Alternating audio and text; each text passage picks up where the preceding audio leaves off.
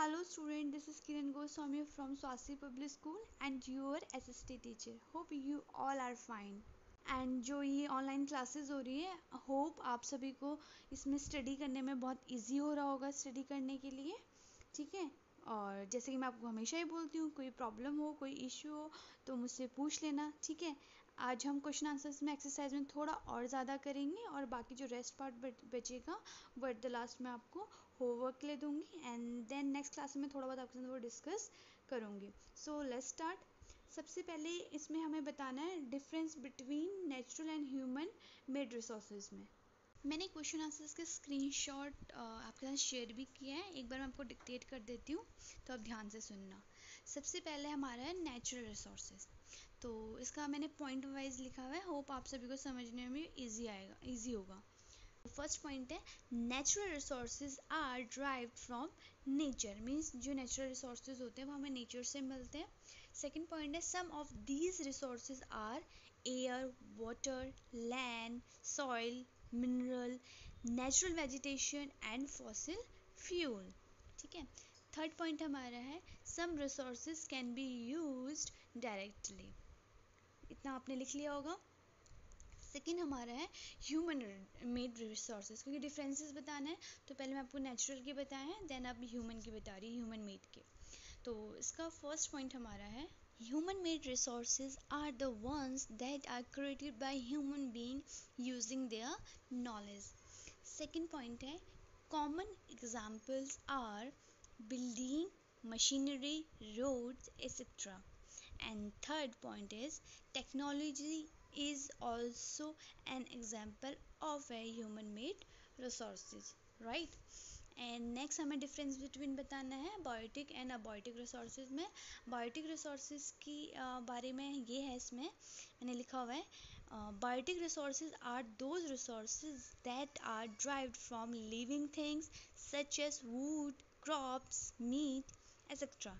And abiotic resources की बात करें तो अबायोटिक रिसोर्सेज में है abiotic resources on the other hand are those resources that are derived from non-living things, example as soil, metal, etc. right? So आपको यहाँ तक समझ आ गया होगा, ठीक है। अब हम आगे बढ़ते हैं, आगे हमारा है एक्चुअल एंड पोटेंशियल रिसोर्सेज के बारे में, ठीक है। एक्चुअल एंड पोटेंशियल रिसोर्सेज के बारे में डिफरेंस बिटवीन हम पढ़ें या लिखें तो इसका पहला पॉइंट है एक्चुअल का। Actual resources are those resources whose located and quantity are known, means जिसके बारे में हमें पता है, जैसे कि मैंने आपको पहले ही बताया था कि इसकी लोकेशन और जिसके बारे में हमें पता होता है। तो उसका सेकंड पॉइंट है we have the technology to exploit and use them. Third है example are mineral deposit of the Chota Nagpur. ये हमारा एक्चुअल रिसोर्सेज के बारे में था। अब मैं आपको थोड़ा आगे बताऊंगी जो हमारे हैं पोटेंशियल रिसोर्सेज। तो पोटेंशियल रिसोर्सेज हमारे हैं, इसका फर्स्ट पॉइंट है potential resources are those resources of which we have insufficient knowledge, and second point है we do not have the technology to exploit them at present, ठीक है। Third point हमारा है these resources are not used at present but can be used in the future, right? तो आपने यहाँ तक सबने लिख लिया और आपको यहाँ तक समझ में आ गया होगा, ठीक है। अब थोड़ा और आगे जाते हैं हम, तो हम आगे पढ़ेंगे renewable and non renewable resources के बारे में, राइट? तो रिन्यूएबल रिसोर्सेज हैं, इसका फर्स्ट पॉइंट रहेगा renewable resources are those which are present in unlimited quantity, and second point है they are constantly being generated by natural process, can be generated by us also, ठीक है। And एक example देखें तो हम इसका example हमारा है सोलर एंड विंड एनर्जी।